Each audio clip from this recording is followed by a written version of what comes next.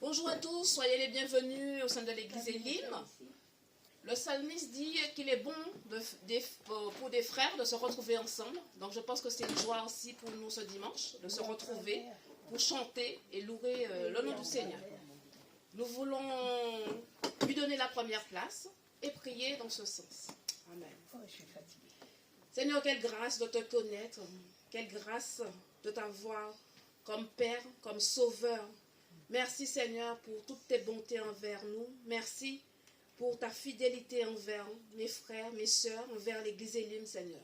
Nous voulons vraiment, Seigneur, te remettre cette journée entre tes mains afin de te rendre un culte agréable en ton honneur. Sois glorifié, béni, dans le nom précieux de Jésus. Amen. Amen. Voilà. Nous allons chanter les louanges du Seigneur avec notre sœur Cathy. Soyez bénis. Ce matin, nous sommes dans la joie. Entrez dans ses pas avec reconnaissance, dans ses parvis avec la louange. Célébrez-le, bénissez son nom, car l'Éternel est bon. Sa bienveillance durera toujours. Et nous voulons lui de donner la louange de nos cœurs au Seigneur. Je vous invite à tous vous lever. De lever surtout nos cœurs, nos mains, nos voix vers le Seigneur.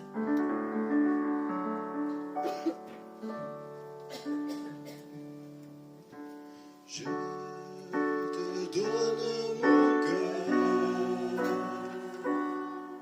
il ne m'appartient plus.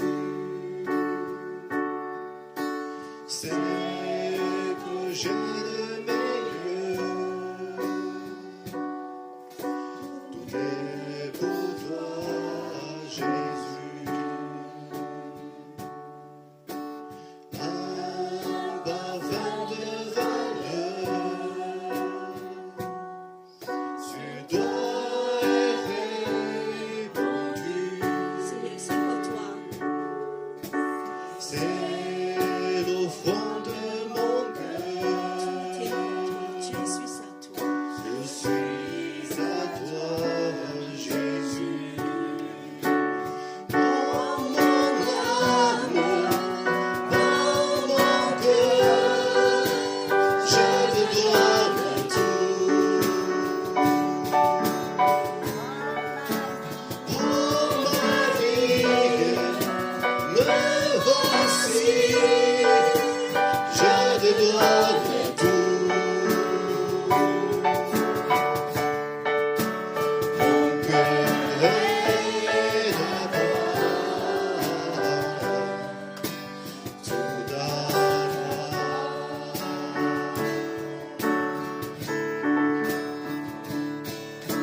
Je te donne mon cœur, il ne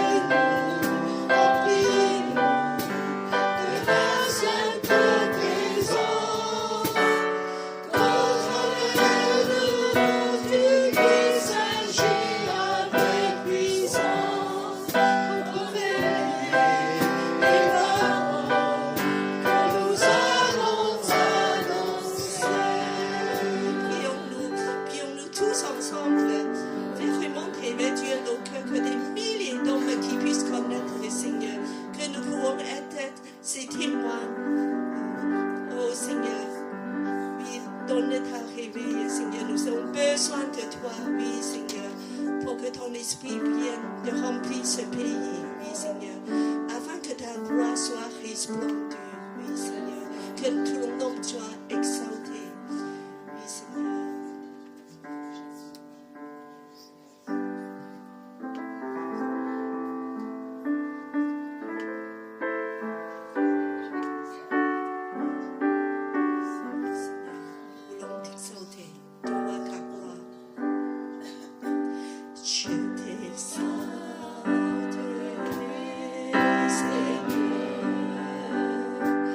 Parmi tous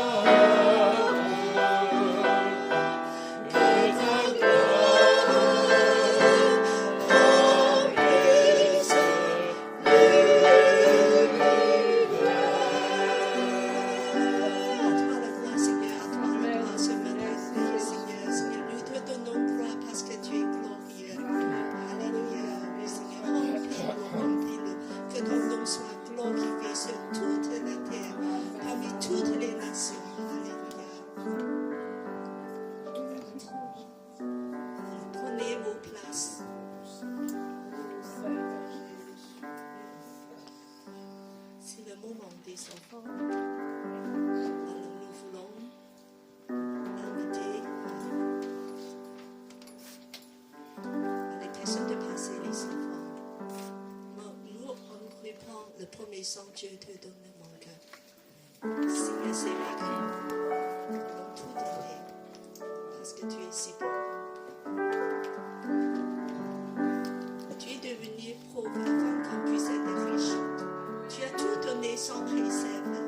Seigneur, ce que nous pouvons te donner, si c'est si peu, mais nous donnons avec l'amour. Amen. Je te donne mon cœur, il ne m'appartient plus. C'est que j'ai de meilleur, c'est pour toi, Jésus. Ma fin de valeur, tu dois être répandu. C'est au fond de mon cœur. Je suis à toi, Jésus. Oh mon âme, oh mon cœur, je te donne tout. Oh ma vie, me voici, je te donne tout. Mon cœur est à toi, tout à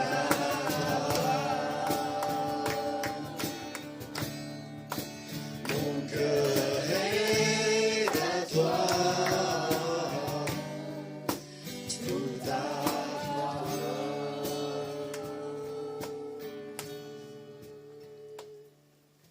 Nous voulons demander Patricia à prier pour les enfants. Seigneur Dieu d'amour, de trois Frères saints, merci pour ta grâce, merci pour ta bonté. Nous t'avons loué, Seigneur mon Dieu, nous avons élevé nos voix, Seigneur mon Dieu, car tu es grand, Seigneur mon Dieu, car tu es le Dieu tout-puissant. Seigneur mon Dieu, nous voulons te célébrer, Seigneur mon Dieu, également t'honorer par nos offrandes, Seigneur mon Dieu, afin que tu puisses nous conduire, Seigneur mon Dieu, dans la mission que tu nous as confiée, Seigneur mon Dieu, de construire ton église, Seigneur mon Dieu, de faire plus de choses, Seigneur mon Dieu. Bénis ces offrandes, Seigneur mon Dieu. Au nom puissant de Jésus, nous avons prié. Amen.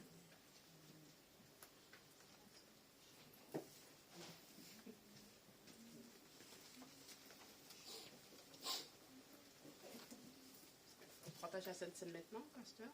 Oui, si vous voulez. Bonjour à tous à nouveau, soyez les bienvenus à l'église Elim. L'église Elim participe chaque premier dimanche du mois au partage de la Sainte Seine. Donc nous allons vous demander de vous mettre debout pour ceux et celles qui désirent participer à la Sainte Seine et tous ceux qui ont fait la paix avec le Seigneur et qui croient que Jésus est leur sauveur. Soyez disponibles pour partager la Sainte Seine avec notre pasteur Stuart qui va diriger ces moments. Merci, Gladys.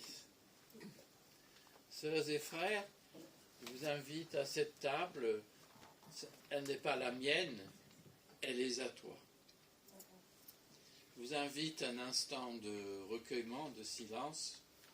Après, je vais prier.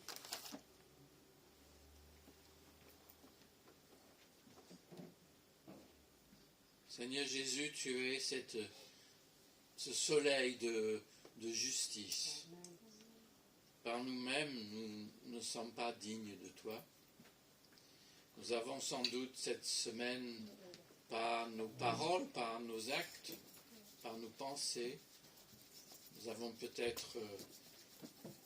nous nous sommes peut-être éloignés de toi ou égarés de toi. Toi, tu connais notre cœur. Rien n'est caché à toi. Tu sondes nos pensées. Et cela peut-être nous fait peur.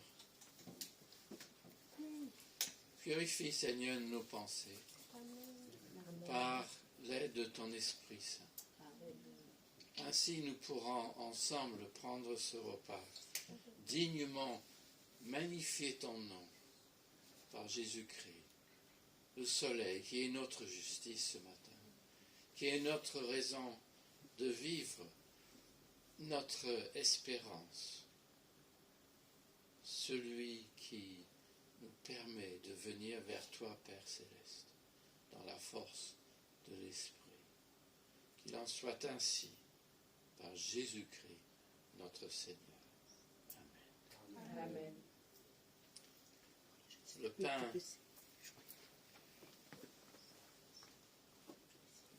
pain que nous rompons est communion au corps du Christ. La coupe pour laquelle nous allons rendre grâce est communion au sang du Christ. Prions. Père Céleste, nous te rendons grâce, non seulement pour ce pain et cette coupe qui sont des signes de ton amour à notre égard, mais pour Jésus, ce soleil de justice, qu'il brille dans notre cœur, qu'il chasse les doutes, les ombres qui nous habitent, qui parfois nous encombrent. Seigneur Jésus, nous te bénissons parce que tu es un serviteur venu parmi nous, non pas pour nous écraser, mais pour nous servir. Amen. Tu es venu pour panser les cœurs brisés, pour guérir les âmes froissées, pour répandre ta bonté dans notre vie. Seigneur Jésus, non seulement tu es venu, mais tu as accepté de mourir à notre place. Et le Père Céleste t'a relevé à jamais comme Seigneur et roi. Nous te bénissons parce que ton esprit est venu en puissance pour nous habiter, nous remplir. Et c'est pour cela, avec ton Église, nous te disons que tu es saint. Viens bientôt, Seigneur Jésus. Et fais en sorte qu'en prenant ce pain et cette coupe, nous ayons cette communion, non seulement avec nos frères et sœurs, mais avec toi. Et que nous puissions demeurer en toi et toi en nous pour les siècles des siècles. Amen. Amen. Seigneur, dis une parole, car par moi-même je ne suis pas digne de toi. Dis une parole et je serai guéri. Amen. Merci Jésus. Dans la nuit où Jésus fut livré, il a pris le pain, après avoir rendu grâce, il l'a donné à ses disciples. À la fin du repas, il a pris la coupe, et après avoir rendu grâce, il a donné à ceux qui sont ses amis. Seigneur, nous voulons être tes amis. Sois parmi nous ce matin, dans notre cœur, grâce à l'Esprit Saint. Amen. Amen. Prenez, mangez ceci en mémoire de moi. Prenez, buvez ceci en mémoire de moi. Vous savez? Allons, je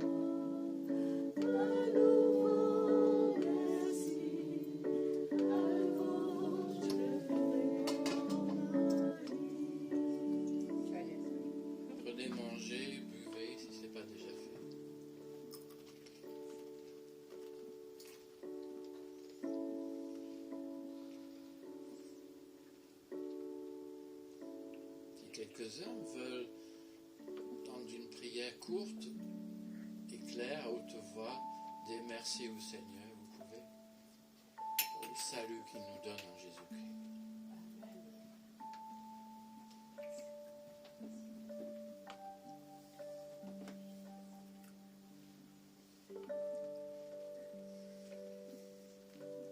Jésus, je te remercie pour ton amour.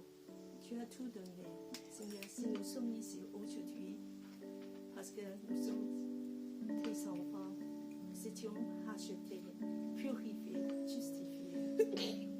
Seigneur, un jour, on a été pour toujours avec toi. Quelle espérance. Je te rends grâce. Alléluia.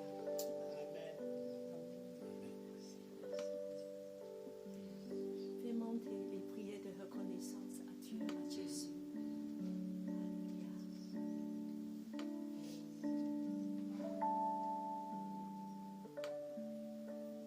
Seigneur, je te remercie pour ton de grâce, ton de bénédiction à mon égard. Merci pour ma famille, merci pour mes frères et sœurs en Christ. Merci Seigneur parce que tu es l'étoile, le bon berger. Seigneur, quelle grâce de te connaître vraiment dans ce monde, Seigneur. Merci, merci, merci Seigneur. Amen.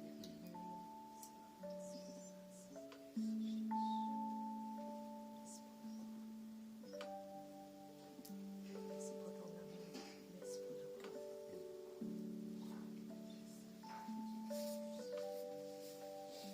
Exprimer nos reconnaissances à haute voix à Dieu. Seigneur mon Dieu, je lève ma voix pour te dire merci. Merci pour ta grâce, merci pour ta bonté, Seigneur mon Dieu. Merci, Seigneur mon Dieu, pour le sang versé sur la croix, Seigneur mon Dieu, pour nous sauver, Seigneur mon Dieu, pour nous racheter. Dieu d'amour, Dieu trois saint, j'élève ma voix, car je veux, Seigneur mon Dieu, te glorifier, t'exalter, Seigneur mon Dieu, pour tous tes bienfaits, pour la restauration, Seigneur mon Dieu, de mon âme, Seigneur mon Dieu. Je te dis merci, Seigneur mon Dieu, pour mes enfants, Seigneur mon Dieu, car je sais, Seigneur de Tout-Puissant, que tu les gardes sous ton aile protectrice. Oh Seigneur mon Dieu, merci pour tous tes bienfaits. Gloire à toi, Seigneur mon Dieu. Amen. Seigneur, tu es tout-puissant. Seigneur, je veux te rendre grâce ce matin. Seigneur, je ne suis pas mieux que ceux qui sont couchés aujourd'hui dans la mort. C'est par ton amour que je suis encore vivant. Je veux encore te dire merci parce que tu es fidèle à ma vie. À cause de mes iniquités, Seigneur, je ne suis pas fidèle, mais toi, tu es toujours fidèle malgré que je ne suis pas fidèle. Je veux encore reconnaître ta bonté, reconnaître ton amour qui est immense, ton amour qui n'a point de comparaison. Que la gloire te soit rendue, ô Dieu fidèle. Que la gloire te soit rendue, toi qui as l'amour plus que l'amour d'une mère, d'un père. Mon amour, quand te dit merci pour tout ce que tu fais dans ma vie, pour tout ce que tu fais dans la vie de mes enfants. Je te rends grâce parce que tu dépêches toujours mes pas en ce lieu. Pour reconnaître encore que tu es Dieu, tu es puissant. Que la gloire te soit rendue éternellement pour les siècles des siècles. Amen. Amen.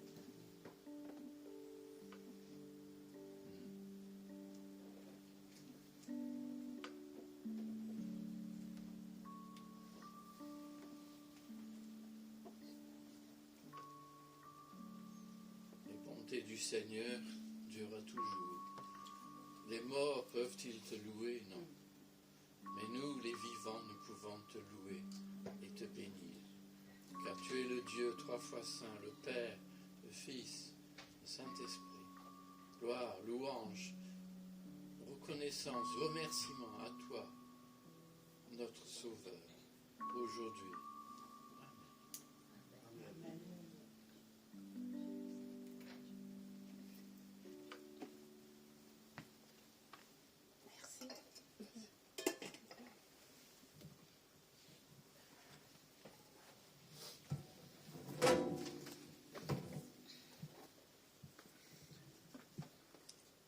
Merci à vous tous pour ces moments.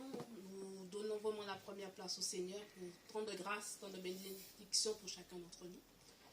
Et l'Église Elim encore vous souhaite la bienvenue. Une Église des nations dont la devise est d'aimer Dieu, de servir les autres et d'aimer la famille de Dieu. Nous avons nos rendez-vous hebdomadaires du mercredi. Donc qu'à 15h30, les sinophones se retrouvent pour partager la parole du Seigneur. Et 19h pour les francophones. Nous vous invitons à nous rejoindre pour prier, pour lire la parole du Seigneur et d'intercéder les uns pour les autres. Si vous n'êtes pas encore inscrit via le groupe de l'église, vous pouvez voir la sœur Cathy afin de vous inscrire et pouvoir recevoir le lien le mercredi.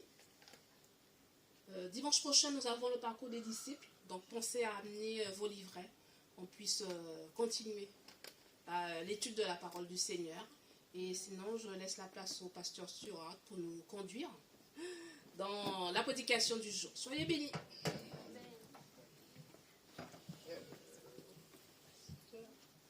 Je pense que c'est bon pour vous. C'est bon?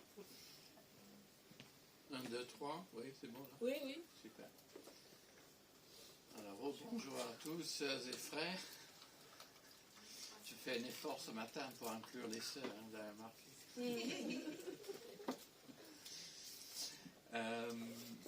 Et bonjour à ceux qui nous suivent de plus loin. Et nous pensons à quelques-uns que je vois ne sont pas là ce matin. Voilà. Prions avant de lire les Écritures. Seigneur, aide-nous à nous concentrer ce matin. Ta parole, nous le disons, est comme une nourriture. Donne-nous cet appétit maintenant pour être nourris par toi, pour ta gloire seule. Amen. Amen. Voilà. Alors, est-ce qu'on va... Oui, alors vous avez déjà le titre, donc je vais le... Ta foi, c'est la comédie. Aux actes, croyants. Aux actes, croyants. Voilà. La foi en action.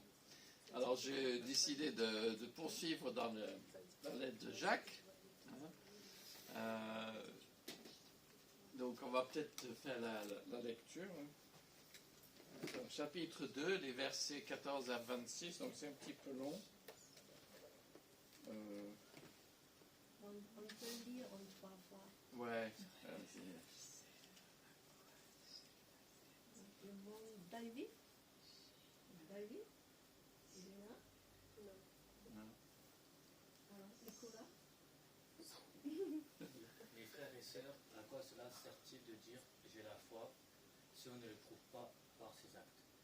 Cette foi peut-elle nous sauver? Supposez qu'un frère ou une sœur n'ait pas de quoi se vêtir ni de quoi manger chaque jour. À quoi cela sert-il que vous leur disiez allez en paix, portez-vous bien, habillez-vous chaudement et mangez à votre faim? Si vous ne leur donnez pas ce qui est nécessaire pour vivre, il en est ainsi de la foi. Si elle ne se manifeste pas par des actes, elle n'est qu'une chose morte. On dira peut-être, toi tu es la foi, mais moi j'ai les actes. Montre-moi comment ta foi peut exister sans actes, et moi je te prouverai ma foi par mes actes. Et la suivante, Philippe. Tu crois qu'il n'y a qu'un seul Dieu? Très bien, les démons le croient aussi et ils tremblent de peur. Insensé que tu es. Veux-tu avoir la preuve que la foi sans acte ne sert à rien? Abraham, notre ancêtre, n'a-t-il pas été reconnu comme juste à cause de ses actes, parce qu'il a offert son fils Isaac sur l'autel? Tu le vois, sa foi et ses actes agissaient ensemble. Sa foi est parvenue à la perfection en raison des actes qui l'accompagnaient. Ainsi accomplit ce que dit l'Écriture. Abraham eut confiance en Dieu et Dieu le considéra comme juste en tenant compte de sa foi et Dieu l'appela son ami. Et la suite, David. Ce ne sont pas tous ceux qui me disent Seigneur, Seigneur. Ah non, Non, on a fait c'est un morceau là, qu'est-ce Jacques. qui s'est passé là? Voilà, partie 24, excusez-nous. C'est Patricia ou quelqu'un qui a le doigt. Vous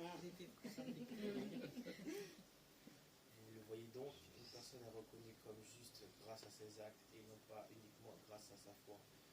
Il en fut de même pour Rahab, la prostituée, elle fut reconnue comme juste à cause de ses actes, car elle avait accueilli les messagers israélites et elle les avait fait partir par un autre chemin. En effet, de même que le corps sans le souffle de vie est mort, de même la foi sans les actes est morte. Merci. Morte. Bien.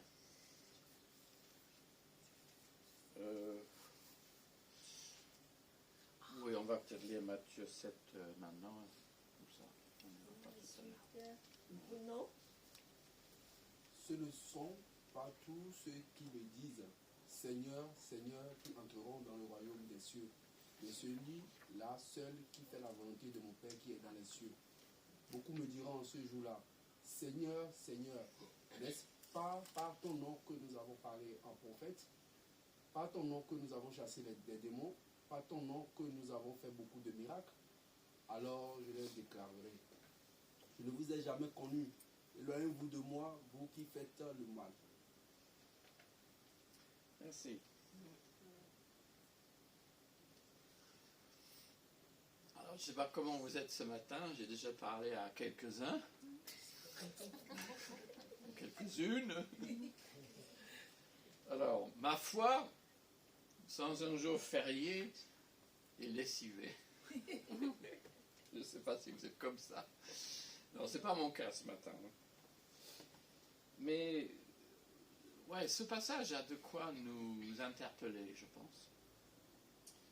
Notre foi demeure-t-elle superficielle ou ressemble-t-elle à une caricature d'une foi véritable? Comment distinguer entre des pratiques chrétiennes qui portent davantage la marque d'une culture libérale ou traditionnelle que celle de la piété biblique? Ouais, c'est un peu compliqué ça. Il faudrait peut-être avoir un exemple. Ouais.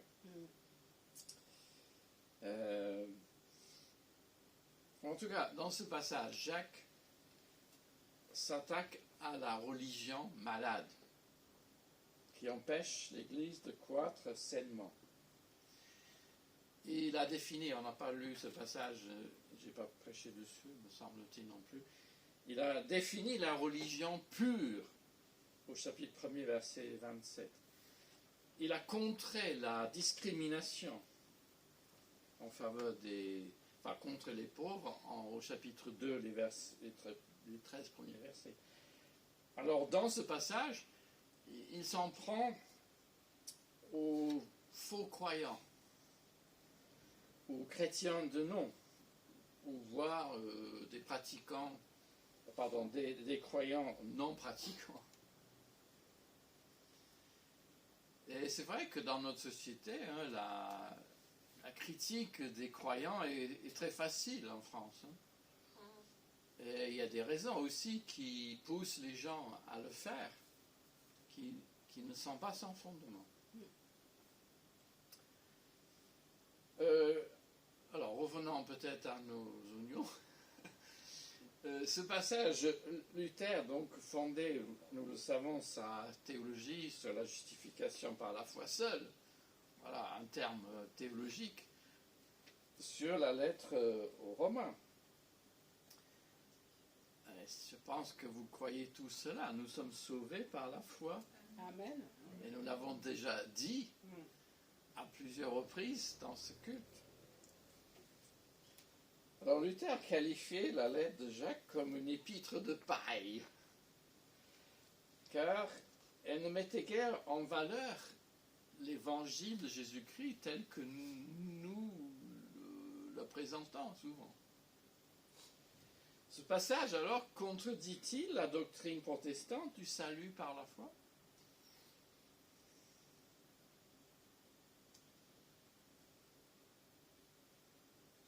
On peut prendre trois façons de considérer la foi qui sont critiquées par Jacques dans ce passage. La foi comédien, la foi acteur, si vous voulez. Jacques nous offre une étude de cas. Supposez qu'un frère ou une sœur n'aient pas de quoi se vêtir, ni de quoi manger chaque jour,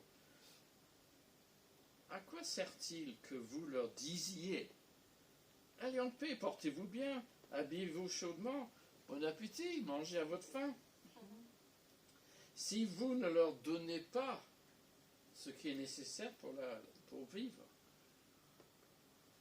Est-ce que ce cas a été en réalité dans l'église de Jacques? Je ne sais pas.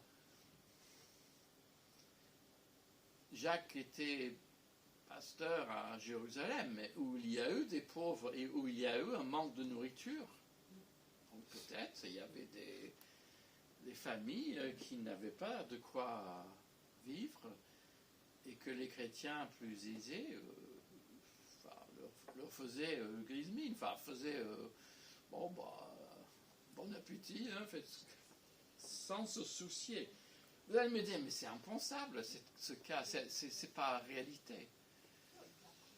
Je ne suis pas si sûr que ça. Hein. Il n'y a pas si longtemps qu'on disait, moi je m'occupe de sauver les âmes.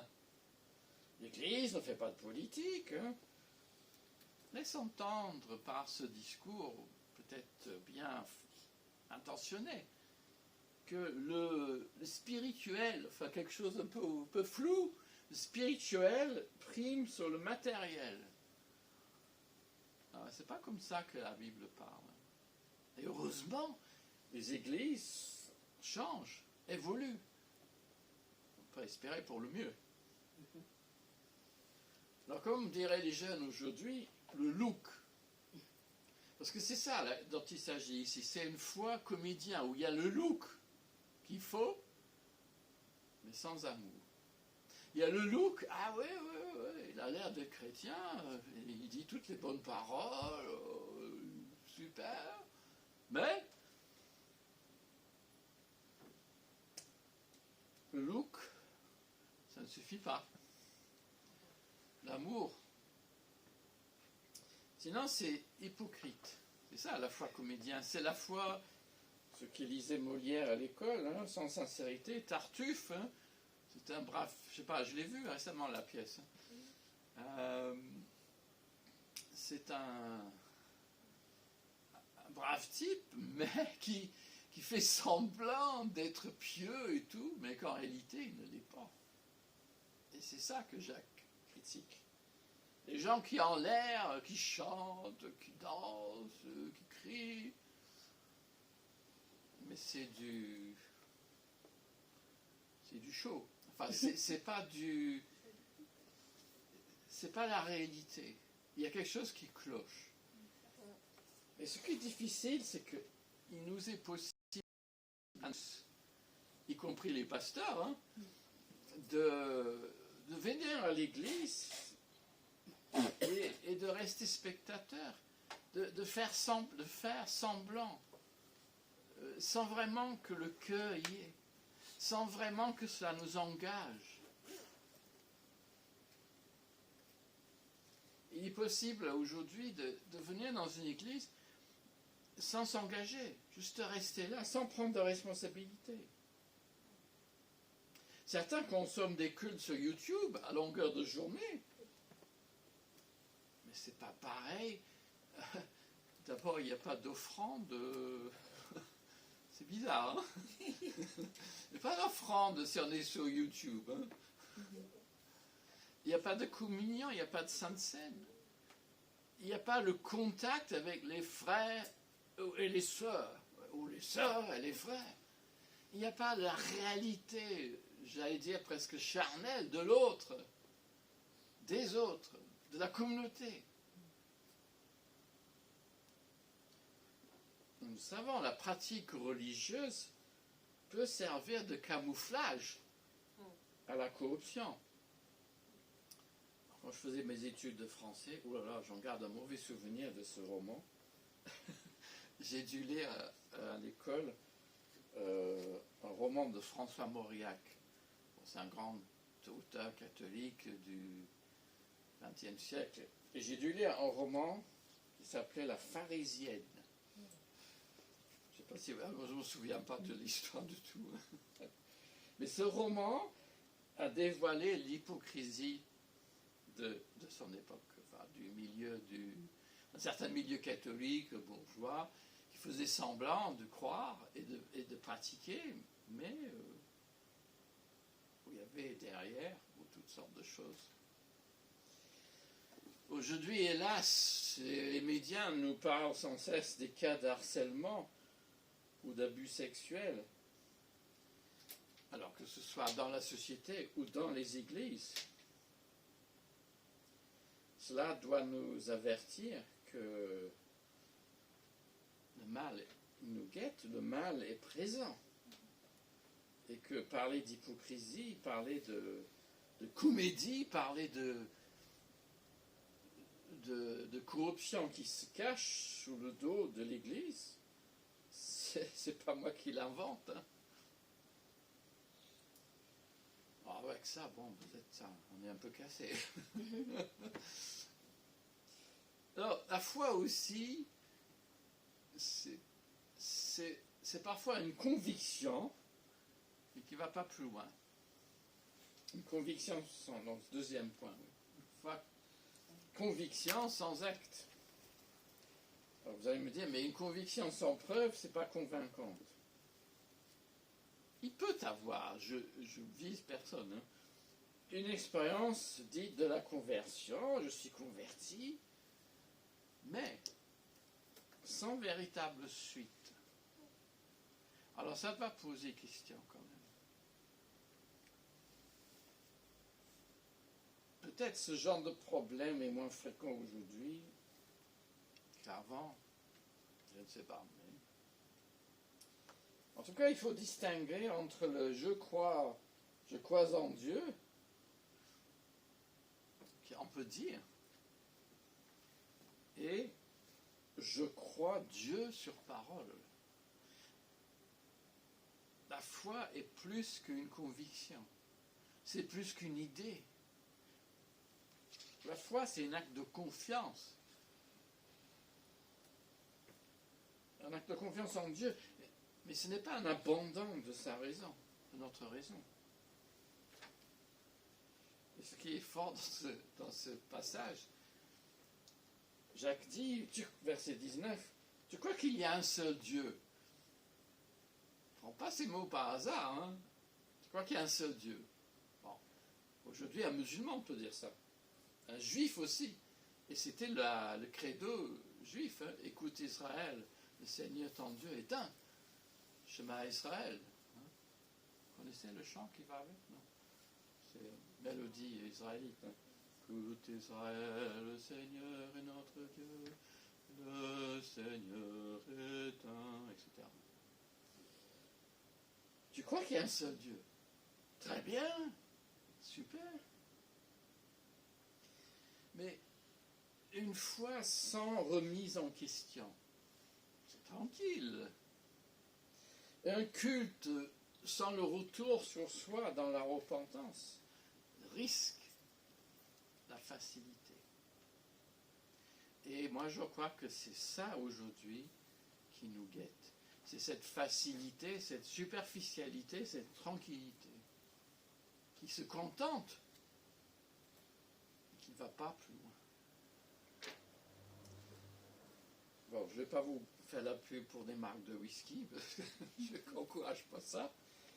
Mais il y a une marque de whisky, je ne sais pas si ça existe en français, mais qui s'appelle en anglais Old Nick. Ouais. Mais c'est un titre en anglais pour le diable. Oh là. Old Nick, ouais. Alors, les démons, ils croient que Dieu, il n'y a qu'un seul Dieu. Vous voyez, ils sont comme nous. Ils sont comme tous les gens qui se disent croyants. Il y a un seul Dieu. Les démons le croient aussi, mais ils tremblent de peur. Donc ce n'est pas une croyance simplement intellectuelle. Eux, ils tremblent de peur. Nous, peut-être, on devait trembler de peur aussi, on devait retrouver cette crainte de Dieu. Non pas dans la terreur d'un père fouettard, mais ce grand respect pour Dieu. Alors puis tout d'un coup, d'ailleurs, c'est mouvementé les églises de Jacques, parce que tout d'un coup, c'est lui qui l'invente, je ne sais pas, mais en philosophie, dans les discours rhétoriques, alors tu as quelqu'un qui dit, mais oui, mais attendez, toi tu as la foi, moi, j'ai les actes. Montre-moi comment ta foi peut exister sans actes. Et moi, je te prouverai ma foi par mes actes. Ah, je vois, certains pasteurs vont grimacer. Hein. Ah bon? Ça ne paraît pas tout à fait la bonne façon, mais c'est sûr que si les démons croient qu'il y a un seul Dieu, qu'est-ce qu'ils prouvent alors? Que leur foi aboutit à un changement. Là, ça n'aboutit pas à un changement.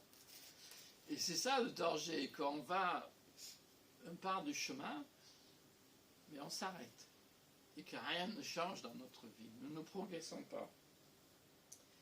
Pire encore, et c'est là où le passage de Matthieu est très dur que j'ai lu.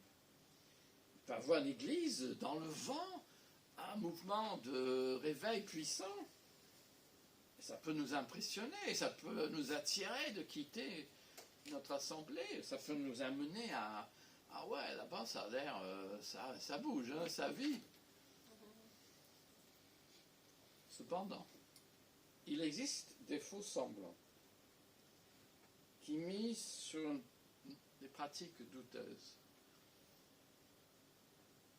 Leur théologie s'avère sans profondeur, ni préoccupation sociale. Je n'ai pas en tête un cas particulier, mais je dois vous mettre en garde que ce n'est pas tout qui a le nom de chrétien qui l'est. Ce n'est pas toutes les églises qui clament haut et fort qu'ils sont évangéliques, qu'ils sont je ne sais quoi, et qui chantent, ça ne suffit pas. Qu'est-ce qu'ils disent? Qu'est-ce qu'ils font? Il faut examiner. Je ne suis pas en train de critiquer et de dire que nous sommes les meilleurs, non. Nous avons tous des progrès à faire. Mais Jésus lui-même met en garde, c'est quand même étonnant, contre certains enseignants charismatiques, exorcistes ou faiseurs de miracles. Et on a lu le passage de Matthieu 7. Là. Ils se réclament du Christ. C'est ça qui est surprenant. Ils se réclament de Jésus.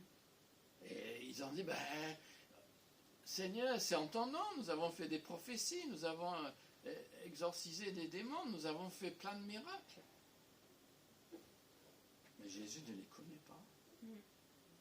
Aïe, ça fait mal, hein?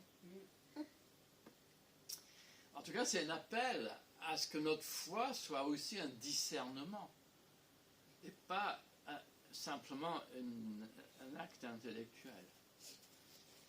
Alors Jacques enfonce le clou. Il cite deux personnages de l'Ancien Testament. Bon, cela peut parler même à des musulmans. Hein. Abraham, ben oui, ils connaissent. Notre ancêtre, notre père dans la foi. C'est ce qui est dit en Ésaïe. Le croyant type, hein, que tous se réclament de lui, juifs, chrétiens, musulmans. Mais sa foi a été testée. Vous imaginez, Dieu lui demande de sacrifier son propre fils. C'est complètement, pour nous occidentaux, c'est complètement, inouï, quoi. Je ne parle pas des trains. Hein.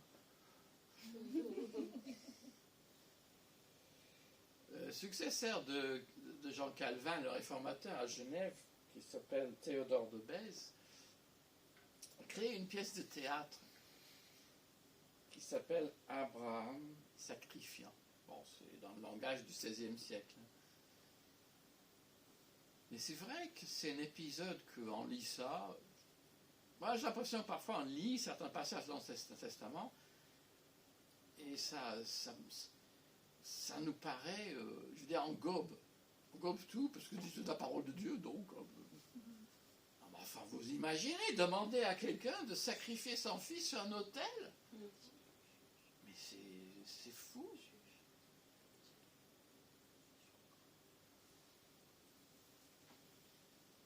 Jacques conclut, ainsi s'est accompli ce que dit l'Écriture. Abraham a confiance en Dieu. Et Dieu le considéra comme juste en tenant compte de sa foi. Verset 23. Et Abraham devient l'ami de Dieu. Bon, j'espère que vous n'aurez pas une épreuve de ce genre. Hein. Mais nous avons notre fils, nous avons quelque chose parfois dans notre vie qui est un obstacle. On a chanté tout à l'heure, je ne sais plus, je te donne tout, Seigneur. J'ai peur des chants comme ça. Parce que je dis, ça me fait chanter, je te donne tout. Mais si j'y pense, je ne te donne pas tout.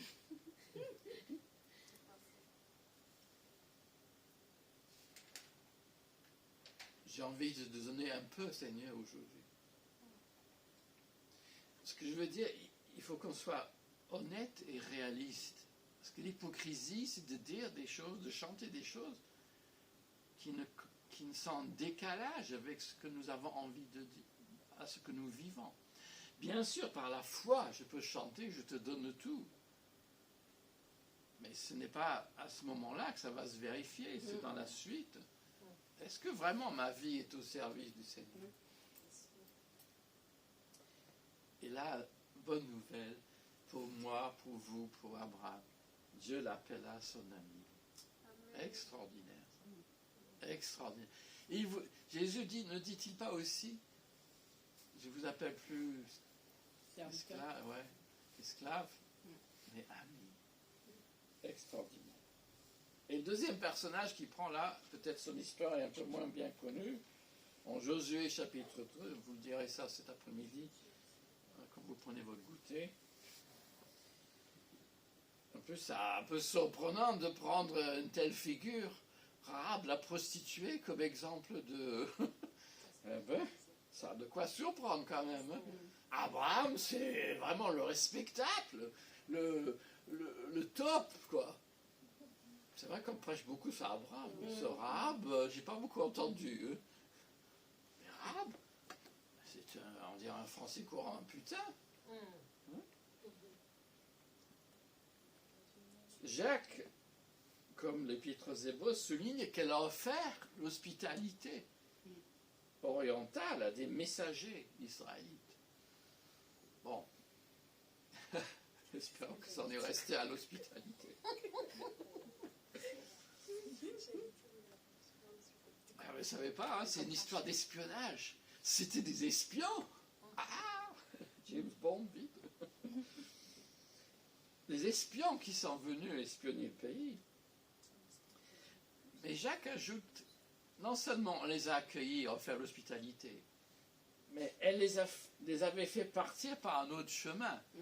Ah, elle a fait un acte encore plus. Verset 25. Et le judaïsme la considère comme une prosélyte, une convertie à la foi juive. Parce qu'elle n'était pas juive. Hein.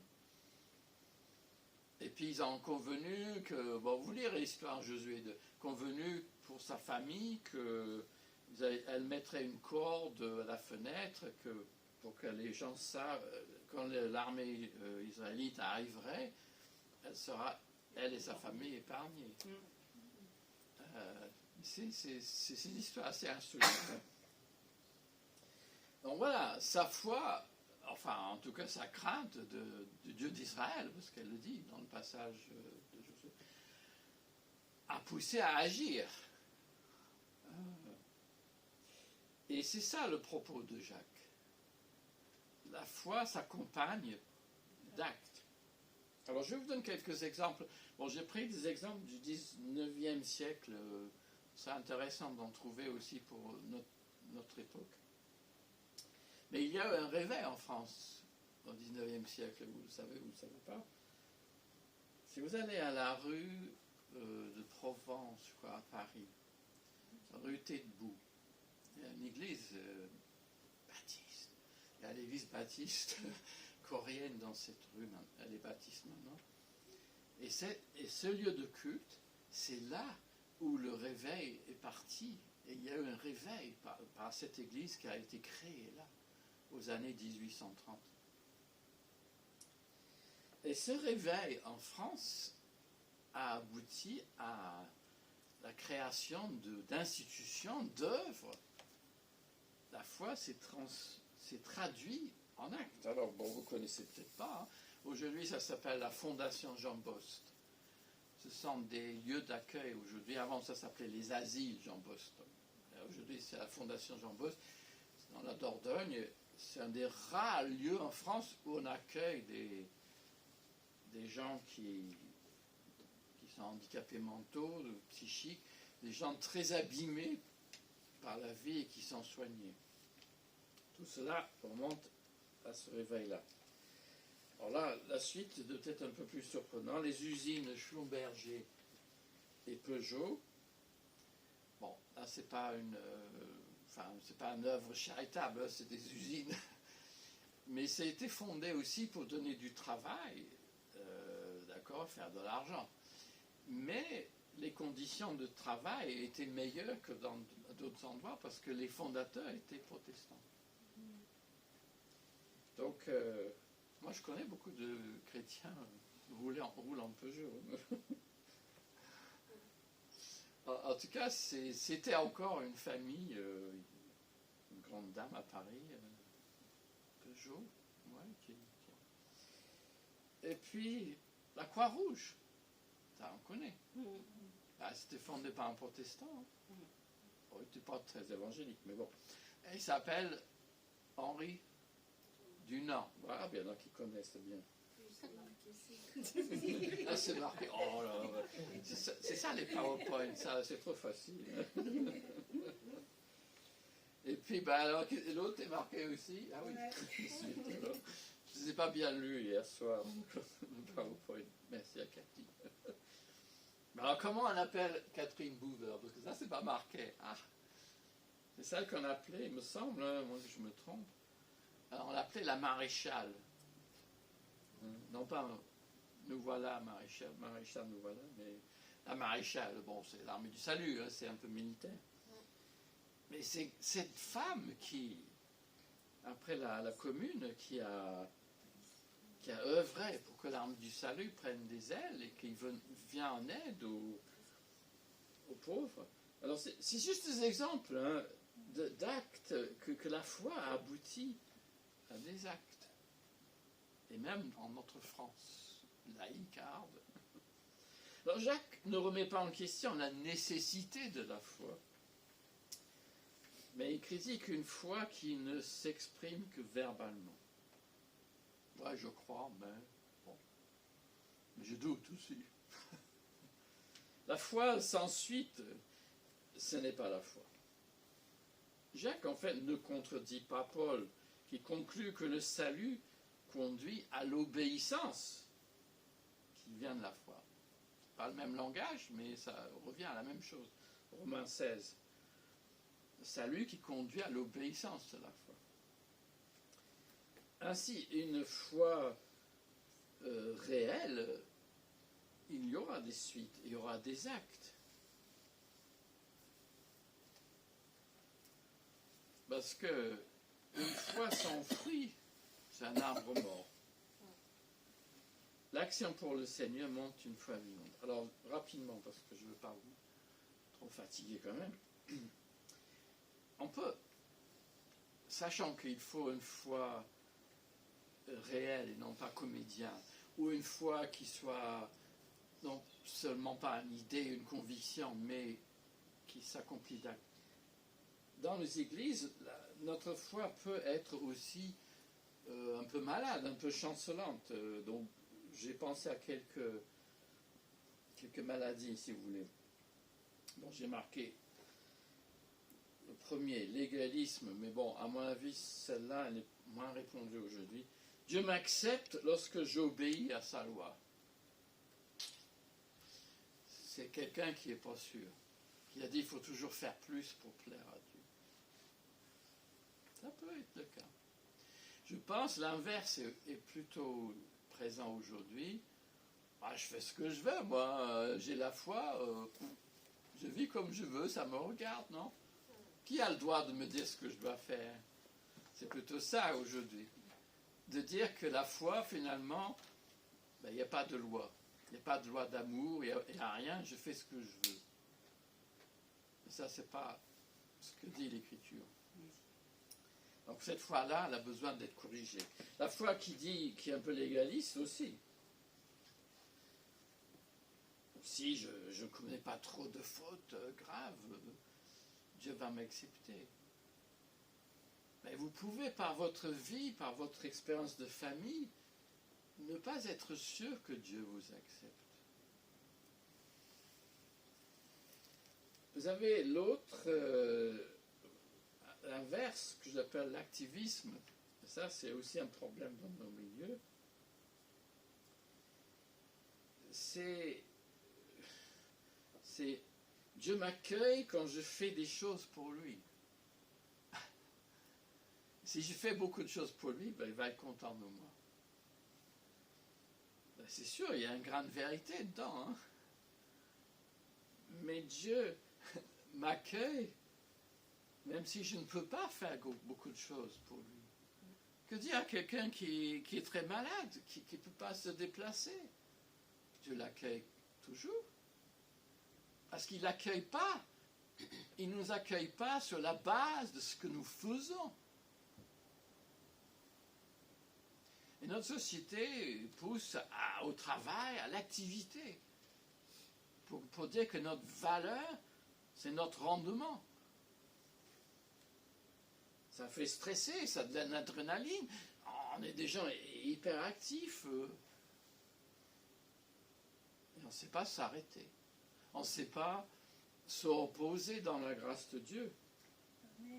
On ne sait pas prendre le temps pour être avec Dieu, mais le temps simplement de repos qui nous est nécessaire. Alors évidemment, ce que je suis en train de dire dans ces choses-là, c'est que c'est des cas particuliers. Il faut prendre ce qui vous concerne, et pas... Si vous êtes le genre qui se lève à midi tous les jours, c'est pas ce que je suis en train de dire, c'est pas pour vous. Mais l'inverse, ou des gens qui n'arrêtent pas, oui, ça, je crois qu'il faut le contrer. Il faut aider les gens à se reposer, à prendre un congé, que ce soit un jour par mois. Parce que bon, les gens qui travaillent, normalement, ils ont 5 semaines, mais donc il faut les répartir un peu. Si un jour par semaine, vous n'êtes pas assez reposé.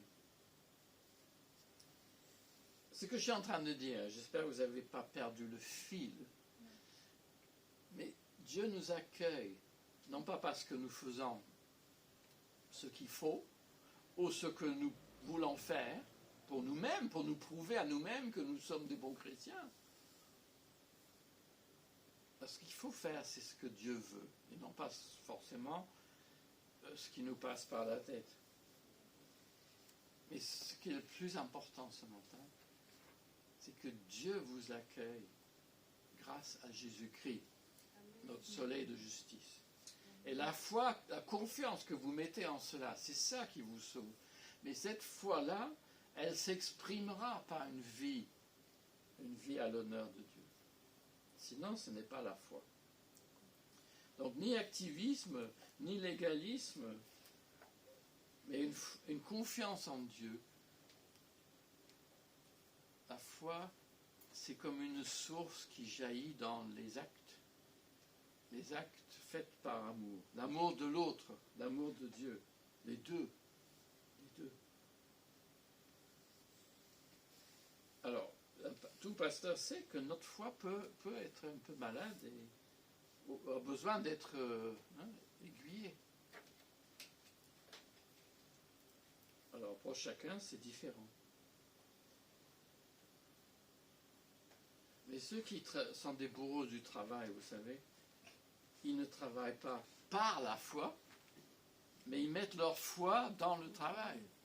Pas pareil. Et aujourd'hui, et là peut-être je m'adresse aux jeunes, il est bon de s'engager pour le Seigneur. Mais premier amour, comme on dit, il faut la maintenir, la flamme. Et c'est l'assiduité qui est préférable, comme je l'avais dit l'autre semaine, l'endurance. Voilà la conclusion alors. Ouf. Donc un regard spirituel, religieux, sans amour, c'est répugnant. La foi sans engagement n'est pas crédible. Croire sans être impliqué suscite la suspicion. La foi sans acte, ce n'est pas la foi. C'est comme un corps sans le souffle de vie. Alors, quelle est votre foi ce matin? Comment est-elle? A-t-elle besoin d'être requinquée? Ou avez-vous besoin de vous arrêter et demander à Dieu de vous aider sur le chemin? Que le Seigneur donc purifie notre foi et nous conduise à accomplir des belles actions pour lui, que lui-même a préparées pour nous. Vous voyez la différence? Car nous sommes son ouvrage. Éphésiens 2, je ne sais pas si ça s'affiche. Oui. Super, ouais. Vous pouvez le lire ça. Je perds le souffle de vie. Non. C'est donc cette confiance en Dieu qui amène à l'action, mais qui amène aussi au repos et à l'action. Les deux. C'est cette foi-là que Dieu accueille. Sachez ce matin, parce que je sais qu'il y a des gens qui doutent, non pas de ce que je suis en train de dire, mais ils se disent, mais est-ce que Dieu vraiment il m'accueille? Et moi je dis oui. Il vous accueille en Jésus-Christ. Et c'est Jésus-Christ votre justice. Amen. Et cela doit être, je crois, une joie, un soulagement et un encouragement. Qu'il en soit ainsi pour nous. Prions. Seigneur, tu nous connais, tu sais où nous en sommes avec toi dans la vie de disciples. Si nous avons commencé le parcours, mais où on a bifurqué, où on a repris, on s'est détourné, ou sinon nous avons un peu mal à suivre. Seigneur, viens par ton Esprit Saint. Redis tout bas à notre cœur. Le Seigneur t'aime. Le Seigneur t'accueille en Jésus-Christ. Le Seigneur te relève. Va faire ce que je vais te dire. Va le faire pour moi. Vivre pour moi. Mets ta vie à ma disposition. Oui, Seigneur, tout ça, parfois, ça nous semble lointain. Loin de notre quotidien. Aide-nous à vivre pour toi, non seulement le dimanche après-midi, mais de lundi à samedi. Amen.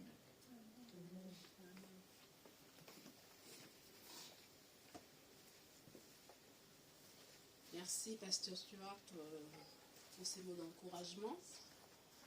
Nous vous souhaitons un bon dimanche, une bonne semaine. Que le Seigneur puisse vous accompagner tout au long de cette nouvelle semaine qui approche. Merci et à dimanche prochain. Au revoir.